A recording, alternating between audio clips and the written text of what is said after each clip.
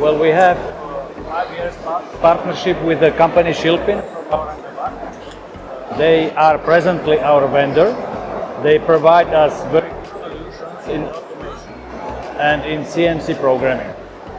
How do you find the Indian market, sir, and your future plans for India? Well, that's why we are here. Our future plans are, I will tell it simply, to deliver to Europe the quality of European products in a price of Indian market. And because of that, we would like to widen our cooperation and much more intensify that in the next coming years. Mr. Deshmukh, have you launched any product in this? Yeah, actually we have launched more than the product. I would say we have launched a new process of gear finishing and also machine tending robotics. We find that the gear industry faces a lot of problems with gear quality, and we are here to solve those problems.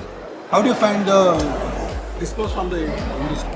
Oh, it's been fantastic. I think India is looking for change, and the customers are to the point and they know exactly what they want. I think we can expect India to be growing very fast in coming decades. Thank you, sir. Thank you for talking to me. Thank you.